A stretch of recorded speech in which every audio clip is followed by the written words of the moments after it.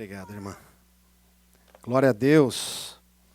Mais uma vez eu cumprimento a amada igreja com a paz do Senhor Jesus. Sou muito grato ao Senhor por esse privilégio de poder estar aqui na presença do Senhor, com os irmãos, trazendo um ensino da palavra de Deus. Queria agradecer também ao pastor Wilgo Tinick, também por essa oportunidade. Também ao pastor Josué de Charlotte, que buscou o Senhor e nos trouxe esse ensino tão maravilhoso da palavra do Senhor. E, para começar, gostaria de falar qual que é o tema do assunto que nós estamos tratando, né, nessa quinta-feira. O assunto é sobre desenvolvimento pessoal. E o tema de hoje, nós vamos falar sobre equilíbrio nos relacionamentos. E é uma coisa muito pertinente e desejável, né, em todos os tempos, mas sobretudo nos tempos que nós vivemos, né, onde nós vemos muitas pessoas que têm perdido esse equilíbrio, né, nos relacionamentos, nas tratativas com as pessoas que estão ao redor, né, as pessoas às vezes queridas, né, e falta equilíbrio. E nós vamos ver que esse desequilíbrio ele advém do pecado original, né. Então nós vamos tratar com profundidade aqui nesse estudo maravilhoso. E para isso eu gostaria de convidar os irmãos, inicialmente para abrir a palavra de Deus, na segunda carta de Pedro, segunda epístola de Pedro, no capítulo de número 1, nós vamos ler do verso 5 ao verso 8.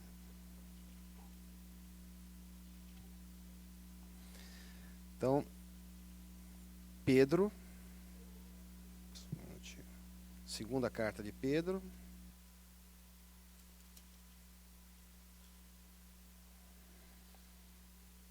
capítulo 1, versos 5 até o 8. Diz assim a palavra do Senhor. E vós também, pondo nisto mesmo toda a diligência, acrescentai à vossa fé a virtude, e a virtude a ciência, e a ciência, a temperança, e a temperança, a paciência, e a paciência, a piedade, e a piedade, o amor fraternal, e ao amor fraternal, a caridade.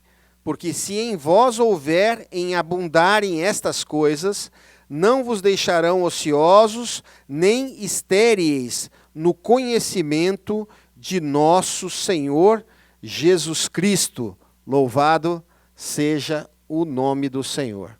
Amém, meus irmãos? Meus irmãos, o Senhor, Ele criou o ser humano de uma maneira que nós necessitamos de nos relacionarmos uns com os outros, né? Então, o ser humano necessita de um relacionamento contínuo com seus semelhantes. Nós somos criados por Deus para sermos seres gregários, né? Nos agregar, nos reunir. Ninguém nasceu para viver isoladamente como uma ilha, mas sim para conviver com outras pessoas. Ao criar o homem, o próprio Deus falou, né, depois que ele criou todas as coisas e viu, né, que para cada animal que ele tinha criado havia o seu companheiro, a sua companheira. E Deus olhou para Adão, ele tinha feito Adão ali do pó, e Deus mesmo falou assim, olha, não é bom que o homem esteja só. Está em Gênesis capítulo 2, verso 18. Em toda a palavra de Deus nós vemos essa questão e a preocupação do Senhor para que o homem se relacionasse com Deus e se relacionasse com o próximo, com os nossos semelhantes.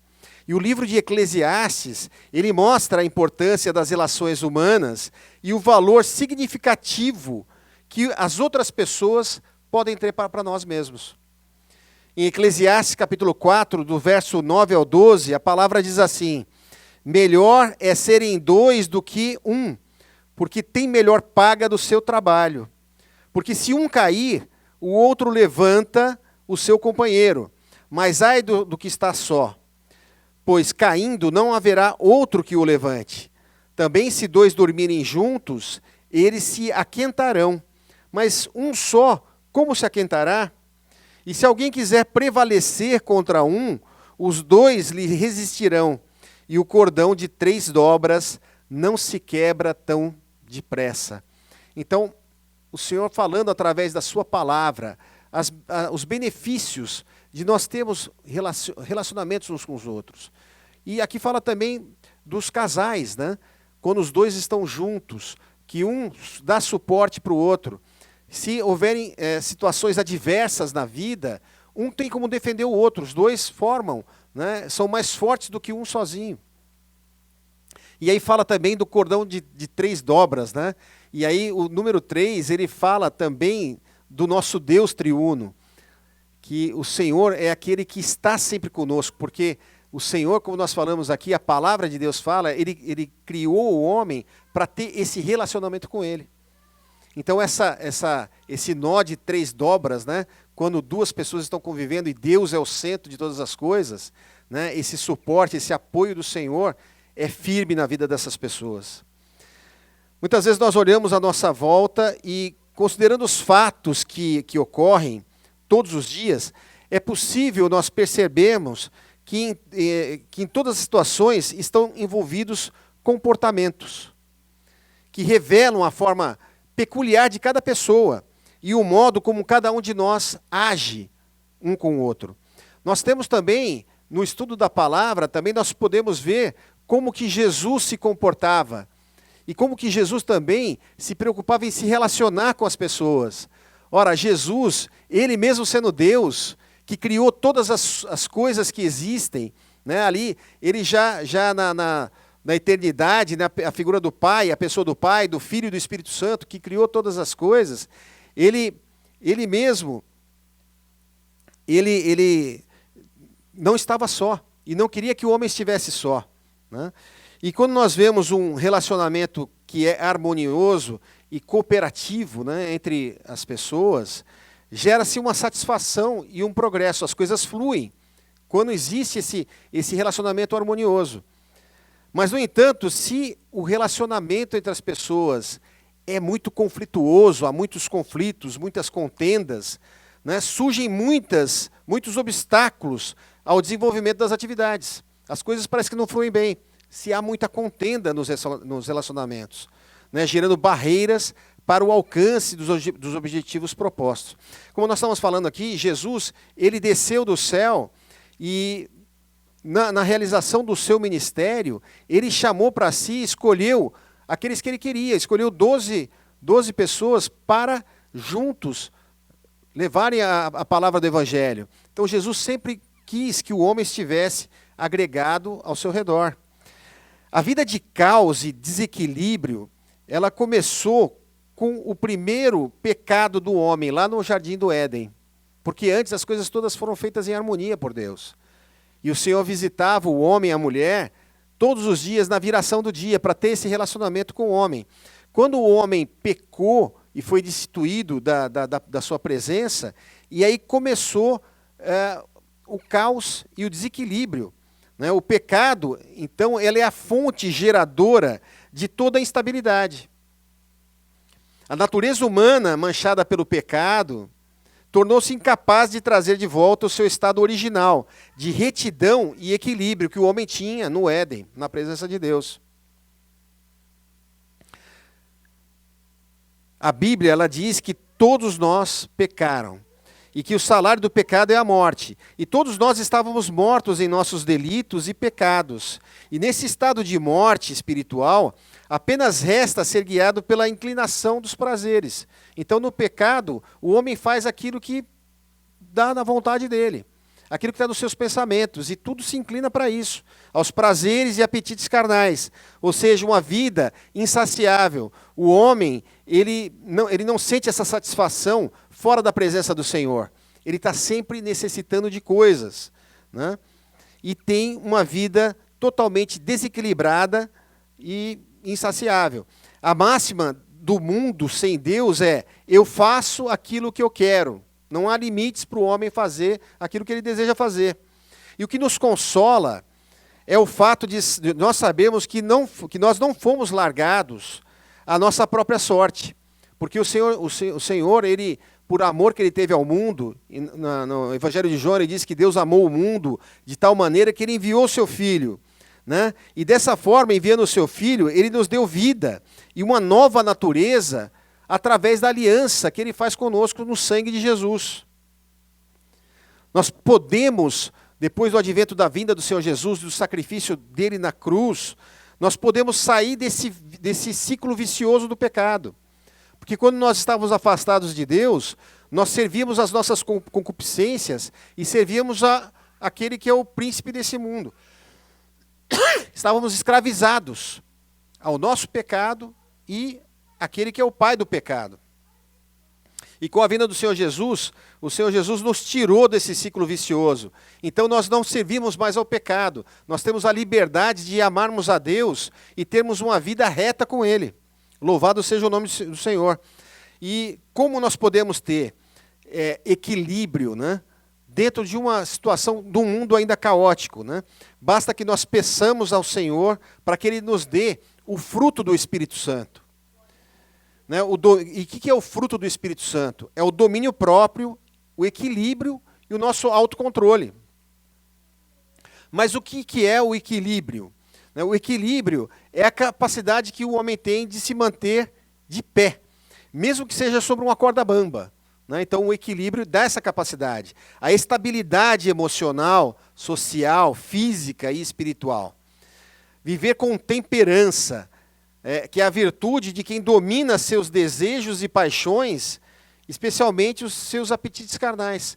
Tudo isso nós precisamos pedir a Deus para que Ele nos dê essa temperança. O equilíbrio, como nós falamos, é ficar de pé. É saber lidar e reagir de uma maneira positiva em situações adversas dessa vida. E ter domínio de si próprio. Na primeira carta de Paulo a Timóteo, no capítulo 4, verso 16, ele diz assim para Timóteo: tem cuidado de ti mesmo e da doutrina. Persevera nestas coisas, porque fazendo isto te salvarás tanto a ti mesmo como aos que te ouvem. Então, você vê que Paulo ele fala para que Timóteo primeiro tenha cuidado de si próprio. Busca em você esse domínio próprio. E como é que você pode ter? Pedindo a Deus e buscando através da sua palavra. E para que você seja cheio do Espírito Santo e você pregando a palavra de Deus, outras pessoas possam ser alcançadas também. Então, e ele fala assim, olha, persevera nisso. Insiste nisso. É uma situação contínua. Não é um ato isolado que nós fazemos. Nós temos que buscar a cada dia que nós temos, a cada instante, esse domínio próprio sobre as coisas, sobre os nossos sentimentos e os nossos pensamentos. É verdade que nós podemos passar por muitas tentações, mas quando nós aceitamos o Senhor Jesus, Ele nos deu autoridade para dizer não ao pecado, porque nós não servimos mais ao pecado. A primeira carta de Paulo aos Coríntios, no capítulo 10, verso 12, diz assim: assim, pois, aquele que julga estar em pé, tome cuidado para não cair. Porque é uma situação que o homem está sempre sujeito. Porque quando nós aceitamos o Senhor Jesus, nós tínhamos apenas uma natureza carnal, nós recebemos uma natureza espiritual, mas nós convivemos com as duas, com a carnal e com a espiritual. Agora, se você alimentar mais a tua natureza carnal, ela vai prevalecer sobre a espiritual. Se você alimentar a tua natureza espiritual, buscando ao Senhor na sua palavra, em oração, em consagração, em jejuns, você vai estar alimentando a tua natureza espiritual e ela vai prevalecer sobre a carne. Aquele que é guiado pelo Espírito de Deus, ele sabe desfrutar dos prazeres da vida, sem perder o equilíbrio, porque o fato de você ser crente não quer dizer que você vai ser triste, pelo contrário, você vai desfrutar dos benefícios de estar na presença do Senhor. A vida vai ter verdadeira razão de existir. Muitas vezes o homem, ele não encontra uma razão de viver, porque a razão de viver é Cristo. E sem Cristo, o homem vive vazio. Por mais que ele queira colocar coisas dentro do seu coração, da sua mente, queira adquirir bens, ele vai sempre sentir o vazio. E quando o homem ele busca o Espírito Santo, ele é guiado pelo Espírito Santo, ele sente a alegria verdadeira e começa a desfrutar dos prazeres de estar na presença do Senhor. Um exemplo de quem perdeu e caiu da presença do Senhor Nós temos vários na Bíblia, começando ali com Esaú. Esaú era filho de Jacó, assim como era filho de Isaac, assim como Jacó. Esaú, ele era o primogênito. Apesar de eles serem gêmeos, ele nasceu primeiro. E ao primogênito existiam bênçãos adicionais, tanto da parte material quanto da parte espiritual. E Esaú, como era um homem muito ligado às coisas dessa vida, ele gostava muito de caçar. Ele uma vez saiu para caçar e não conseguiu pegar nada, voltou faminto, querendo saciar ali o seu desejo carnal, né, da fome que ele estava sentindo. E Jacó vai lá e tinha feito um guisado, né, de lentilhas, e quando Esaú chega, falou, olha, me dá desse guisado. E Jacó falou assim, não, eu não vou te dar, eu posso fazer negócio com você.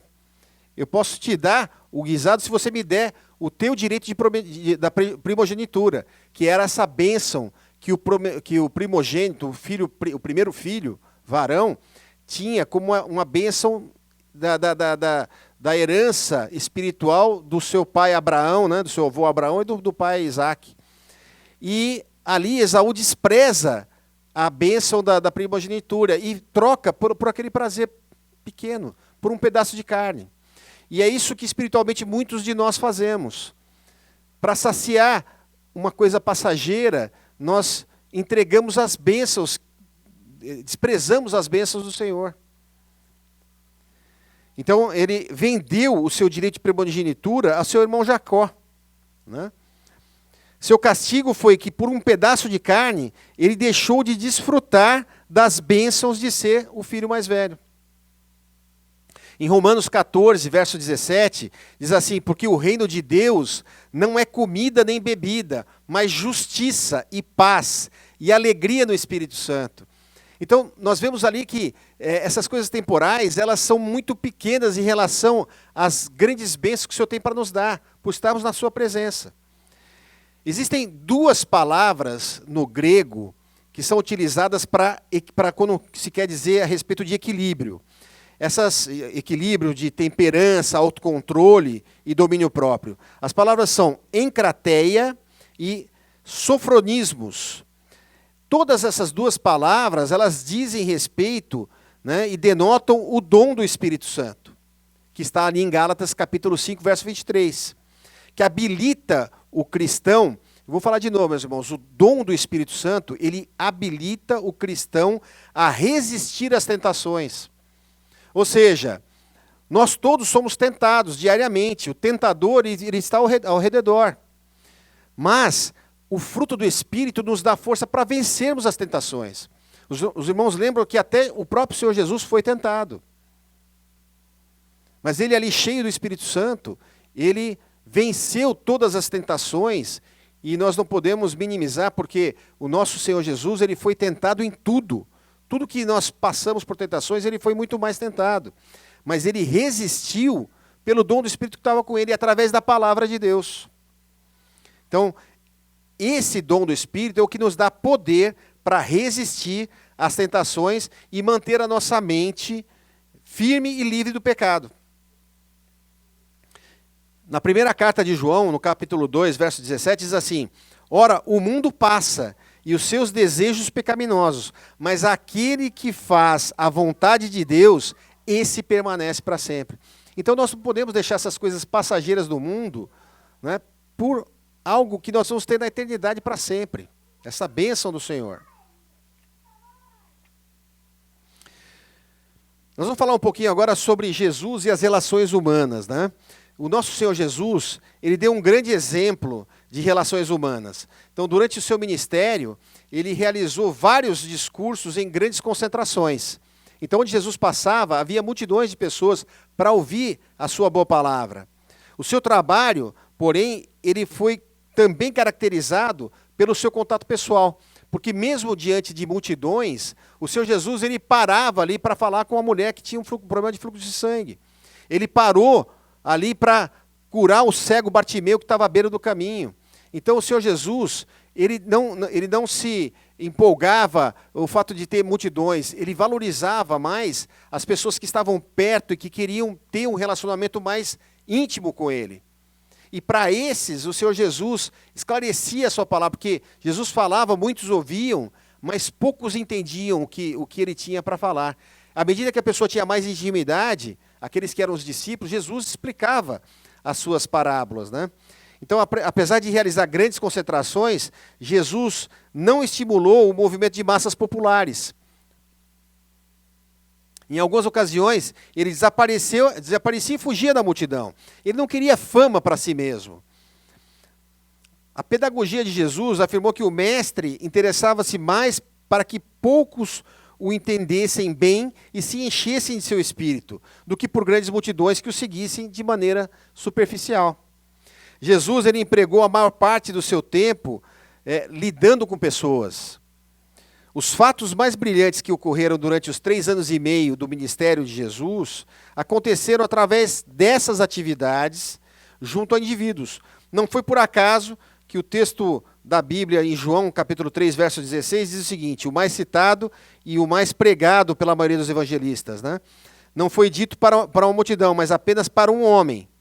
O método empregado por Jesus para a redenção deste mundo não foi o de esperar grandes oportunidades ou momentos dramáticos. Foi o de utilizar qualquer oportunidade que se apresentasse no mais ordinário lugar comum, aproveitando-se dos acontecimentos corriqueiros da vida das pessoas no dia a dia. E daí ele tirava o mais proveitoso que houvesse para qualquer alma necessitada. Então nós temos Jesus como um modelo. Jesus ele foi um mestre das relações humanas. Além do exemplo que ele teve com as suas atitudes, ele ainda se preocupou em ensinar os homens a terem boas relações entre eles.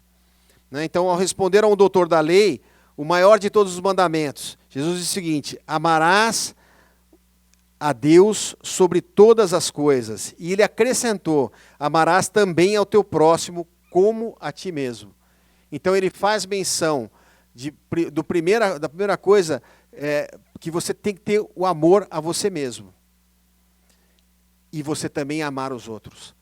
Primeiramente amar a Deus, mas não esquecer de si próprio e dos outros. Então Jesus mostrava que esse mandamento, ele resumia 3 prioridades. Né? A responsabilidade para com Deus, a responsabilidade para consigo mesmo. Nós somos responsáveis por nós mesmos, pelas nossas atitudes, pelo nosso comportamento, e a responsabilidade que nós temos com as outras pessoas. Em Mateus, no capítulo 22, diz assim: amarás o Senhor teu Deus de todo o teu coração, e de toda a tua alma, e de todo o teu pensamento. Amarás o teu próximo como a ti mesmo.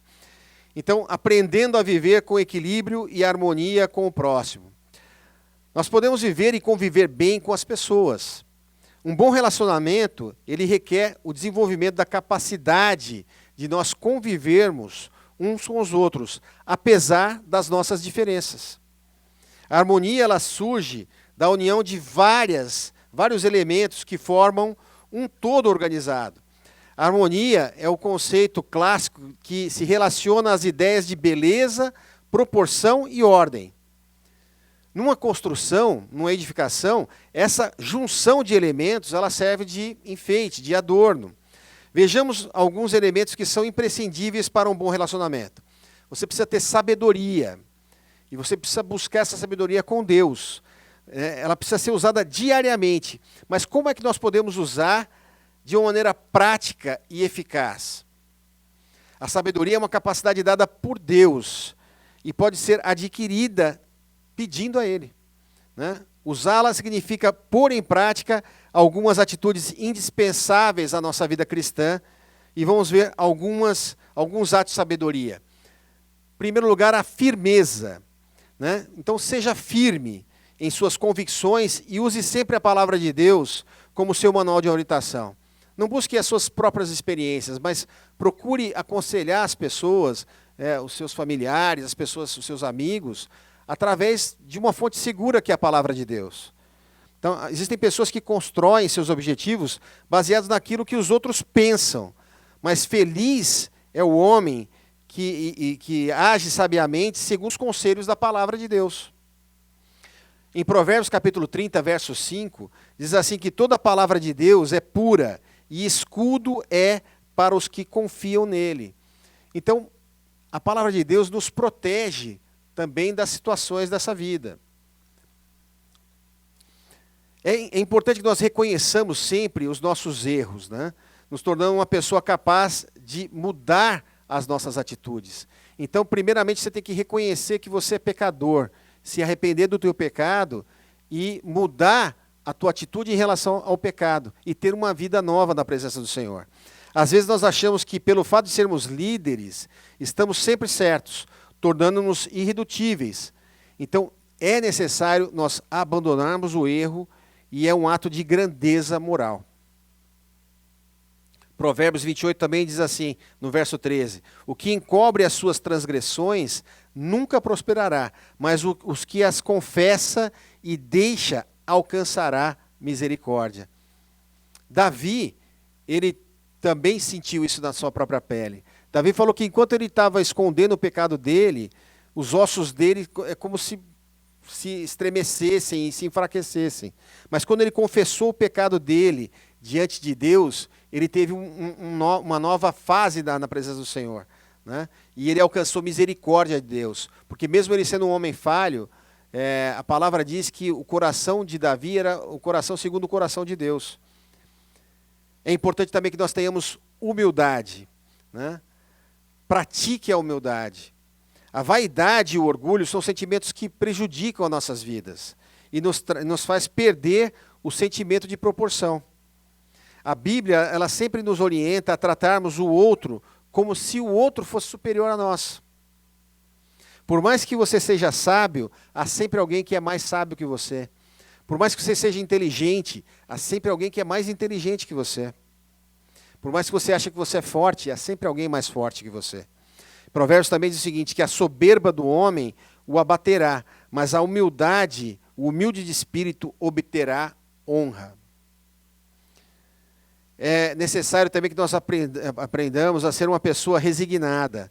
Então, por mais sábio, mais importante, mais poderoso e mais puro que seja, ninguém é tão livre que não tenha que obedecer a alguém. E ninguém é tão independente que não deva cumprir alguma coisa. Às vezes nós precisamos saber abdicar e desistir de coisas que queremos em favor de outras pessoas. Portanto, obedeça aos seus superiores e aceite advertências que você receber. A palavra diz em Provérbios que o que rejeita a correção menospreza a sua alma, mas o que escuta a repreensão adquire entendimento. Nós precisamos de temperança, mas o que é a temperança? A temperança é ter domínio próprio. Se você ler em Gálatas 5:22, né, você vai perceber que é não perder a cabeça nas horas difíceis. Provérbios 13:16 é ter controle sobre as emoções, é ser prudente, é ser longânimo, ter um ânimo longo, você não desistir ou você não se irar por qualquer coisa. É importante nós termos controle sobre as nossas ações para não prejudicarmos a nós mesmos e as outras pessoas. Uma pessoa que não sabe controlar as suas emoções e dá vazão aos seus impulsos, ela torna-se escrava dos seus sentimentos e ela age inadequadamente com o outro, provocando contendas, né, brigas, discórdias.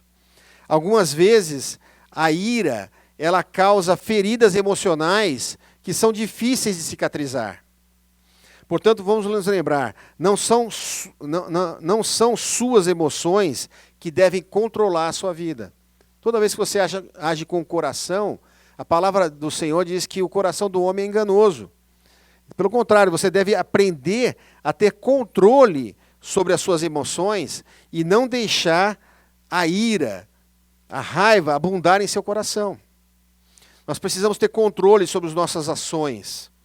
Há emoções que, se não forem controladas, elas provocam grandes estragos no relacionamento familiar.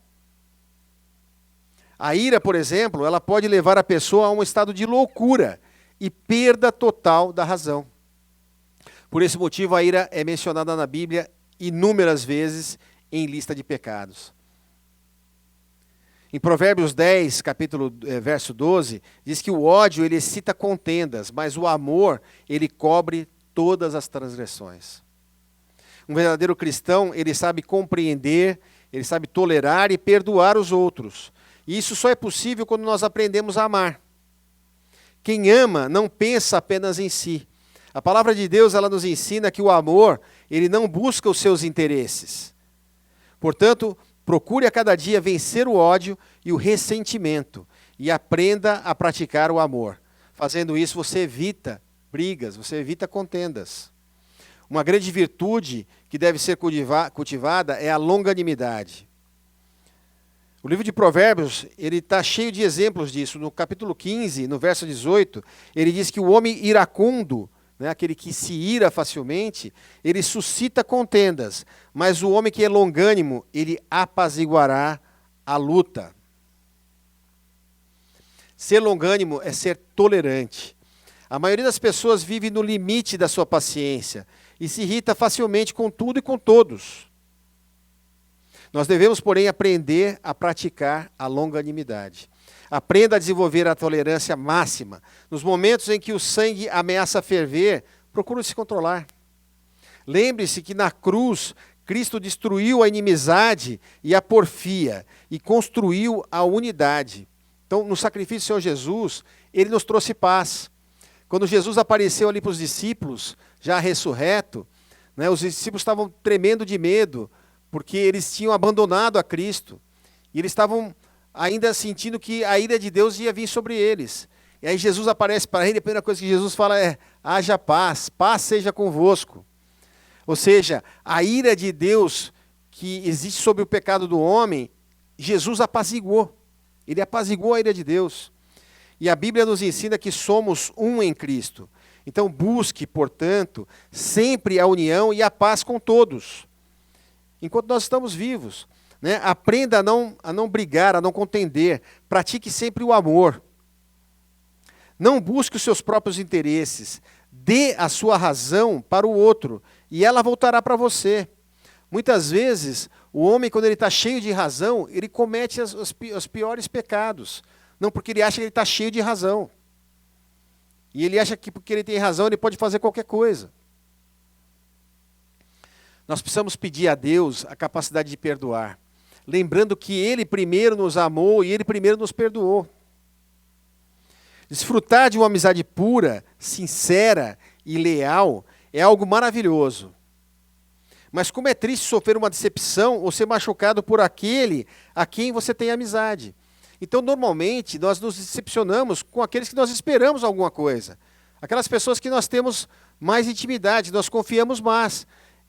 Aquelas pessoas que nós não temos nenhum relacionamento, dificilmente nós nos decepcionamos, porque nós não esperamos nada. Mas aqueles que nós amamos, aqueles que nós nos entregamos, nós somos suscetíveis a nos decepcionarmos. Principalmente quando nós temos uma expectativa muito grande em relação àquelas pessoas. E é triste, né, quando nós nos machucamos, né, dessa forma, quando as pessoas nos machucam, quando nós somos maltratados. Né? Nós nos sentimos pisados, inferiorizados. O coração ele fica cheio de ira. E na maioria das vezes, as pessoas quando estão assim, machucadas, elas desejam vingança. Mas a Bíblia, ela nos ensina diferente. Ela nos ensina a perdoar. E hoje nós estávamos meditando em casa sobre essa questão do perdão. Quando você perdoa alguém, né, quando a pessoa faz algo que te entristece muito, né, ela te machuca muito, é como se essa pessoa tivesse uma dívida com você. Quando você perdoa essa pessoa, você cancela essa dívida. Você pode até não esquecer o que ela fez, mas aquilo que gerava ira em você, em relação àquilo que você foi machucado, você cancela. É isso que Deus fez conosco. Ele cancelou os nossos pecados. Né? Ele sabe tudo que nós fizemos. Nós nos apresentamos diante do Senhor, mas aquilo que gerava a morte, porque o pecado gera a morte, né? Ele cancelou a morte e nos deu a vida eterna. Mas a palavra diz que nós precisamos perdoar os outros, porque se nós não perdoarmos os outros, Deus também não nos perdoará. Por isso que é muito importante nós buscarmos essa capacitação do Senhor. Porque, por vezes, nós não queremos minimizar, por vezes é muito difícil, pessoas passam por situações, e nós vemos na televisão, né, aquelas pessoas que invadem a casa dos outros e matam as pessoas queridas ali. Essa violência, ela gera um ódio nas pessoas, mas nós precisamos perdoar. Eu sei que é muito difícil, né? Mas, na verdade, meus irmãos, perdoar não é uma opção para nós que somos cristãos. Perdoar é um dever nosso. A capacidade de perdoar não é um talento ou um dom que nós recebemos, mas sim uma atitude corajosa daqueles que querem agradar a Deus e desejam ter uma vida saudável. O que realmente significa perdoar e o que faz o perdão ser algo tão fundamental nas nossas vidas. A palavra perdoar significa literalmente cancelar ou remir. O perdão, então, é um ato no qual o ofendido livra o ofensor do seu erro, libertando-o da culpa pelo mal que ele cometeu. Perdoar é ser misericordioso com quem errou com você, tratando-o do mesmo modo como Cristo tratou cada um de nós. Perdoar não é esquecer o mal que alguém fez, mas como nós falamos, nós cancelamos essa dívida que ele tem conosco, que o outro contraiu conosco no momento que ele nos ofendeu. Dificilmente alguém consegue esquecer os males que sofreu. Quando, porém, nós perdoamos, cancelamos tudo. E mesmo que nos lembremos deste fato que ocorreu, este não terá ação no presente, porque já foi cancelado e não produz mais o efeito em nossas vidas. Então, nós também que perdoamos, nós somos libertos também. Nós libertamos a pessoa que nós perdoamos e libertamos a nós mesmos daquele sentimento que nós tínhamos. Então, perdoar, meus irmãos, é superar a dor, é aceitar o outro como ele é amar aquele que nos aborrece. Perdoar não é simplesmente uma opção nossa, mas é um dever nosso. Cristo nos ensinou que se nós perdoarmos aqueles que nos ofenderam, Deus também nos perdoará. Perdoar talvez seja a prova mais difícil que tenhamos de passar na nossa trajetória de vida. Nós devemos praticar sempre o perdão. É importante também nós sermos sinceros. A sinceridade, né? Imagina uma situação de guerra, quando todo mundo vive desconfiado, achando que o outro pode ser seu próprio inimigo. Era essa a situação que vivia a nação de Israel. Né? Jeú, ele foi designado por Deus para fazer justiça a Acabe, que era um rei ímpio de Israel. O rei de Israel, por causa dos seus pecados e abominações contra Deus, né? Jeú, ele vinha de uma batalha de onde exterminar a casa de Acabe e a todos que encontrou pelo seu caminho. Logo à frente, ele encontrou Jonadab, um aliado seu que vinha ao encontro. Ao saudá-lo, ele desconfiado perguntou: o teu coração é sincero para comigo, como o meu o é para contigo? Respondeu Jonadab: é. Então, se é, disse Jeú, dá-me a tua mão. E ele lhe deu a mão e Jeú fê-lo subir consigo para o carro. Essa cena, meus irmãos, ela se repete ainda hoje. Infelizmente, a falta de sinceridade entre as pessoas, ela vem gerando desconfiança e insegurança, a ponto de muitos perguntarem, né, em quem nós podemos confiar? Nós vivemos numa época em que falta de sinceridade, a hipocrisia e a necessidade de trapacear o outro passou a ser algo tão constante na sociedade atual que as pessoas passaram a viver desconfiadas umas das outras. A sinceridade é um atributo inerente ao caráter cristão e ele deve ser cultivado. O apóstolo Paulo, na sua segunda carta aos Coríntios, ele nos mostra que a sinceridade é a glória do cristão neste mundo. Em 2 Coríntios 1, 12, ele diz o seguinte: porque a nossa glória é esta, o testemunho da nossa consciência de que com simplicidade e sinceridade de Deus, não com sabedoria carnal, mas na graça de Deus, temos vivido no mundo, maiormente convosco. Que venhamos, pois, então, aprender esse princípio e colocar esse princípio em prática. O verdadeiro cristão, ele ousa ser absolutamente sincero, fiel e leal. A palavra de Deus, ela nos diz ainda que o que anda na sua sinceridade teme ao Senhor. os filhos são abençoados pela sinceridade dos pais. A sinceridade é a glória do cristão neste mundo. Devemos ter um coração sincero. Devemos ser um exemplo de sinceridade. Devemos ser sinceros até o dia de Cristo. Agora, o que gera a falta de sinceridade? Então, como cristão, nós devemos ser sinceros uns com os outros. Nós queremos que essa expressão seja tão evidente que dispensa comentários, mas se nós temos consciência de que a sinceridade é algo tão necessário à vida, então, por que se torna tão difícil a prática desse sentimento, né, da sinceridade, desse princípio? A falta de sinceridade, ela pode ser um problema de caráter. Isso ocorre quando a pessoa age conscientemente com hipocrisia. Ela quer ela quer mostrar uma coisa que ela não é. A palavra hipocrisia, né, o hipócrita, é uma palavra que vem do grego, que ela é a mesma palavra utilizada para os atores. E nós vemos que os atores, né, da televisão, do cinema, eles têm uma capacidade de representar algo que eles não são, de tal maneira que as pessoas acreditam que aquele ator, ele é daquela maneira como ele está atuando. Então, isso é hipocrisia, né? Quando a pessoa, ela se mostra de uma forma, mas por dentro ela não é exatamente aquilo, né? Não falando a verdade, com o intuito de tirar proveito das situações, ganhar prestígio ou ganhos ilícitos. Então, a falta de sinceridade também ela pode estar relacionada à não compreensão do que realmente seja a sinceridade. É comum a gente ouvir pessoas perguntarem: o que significa ser sincero? O que é sinceridade? Para ser sincero, eu preciso exteriorizar a verdade, seja ela boa ou ruim. Doa quem doer? Como ser sincero quando vivemos rodeados de tanta hipocrisia? Talvez seja esse um dos maiores obstáculos à prática desse princípio. Às vezes nós achamos que ser sincero é sair corrigindo todo mundo, dando opinião onde nós não fomos chamados, né? É o que nós chamamos muitas vezes de sincericídio, né? Você vai falando a sua opinião e você não se preocupa se vai doer nas pessoas ou não. Mas não diz respeito a isso, né? Essa atitude ela gera muitas vezes revoltas nas pessoas, brigas e mágoas. Nós não devemos omitir a verdade com medo da reprovação do outro, mas também nós não devemos ser duros e nem rudes com as pessoas. Ser autêntico não significa sair por aí machucando as pessoas em nome da verdade.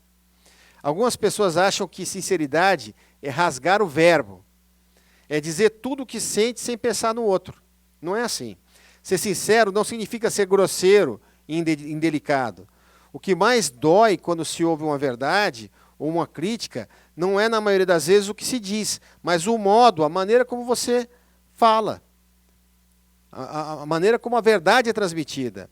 Eu posso falar a verdade sem ofender a outra pessoa ou humilhá-la. Nós temos até o próprio exemplo, né? Quando Davi pecou e Natã foi falar com ele, né? Natã veio para lançar o pecado ali. Deus falou assim: olha, vai lá e fala com Davi a respeito do seu pecado. Mas ele não falou diretamente, ele fez com que Davi compreendesse que aquilo que ele fez foi grave demais. E por isso Davi ouviu e não se irou e aceitou e se arrependeu do seu pecado. Meus irmãos, já chegando à nossa conclusão, né, os sentimentos eles devem ser expressos sempre com controle e com equilíbrio. Alguns sentimentos, como a ira, eles podem ser altamente destrutivos. Nós temos que aprender a sermos autênticos, sermos íntegros, verdadeiros, expressando o que sentimos, mas com controle e com equilíbrio. Assim, estaremos agindo de acordo com a vontade do nosso Deus. O ser humano, por essência, ele foi criado como um ser relacional, para nos relacionarmos uns com os outros.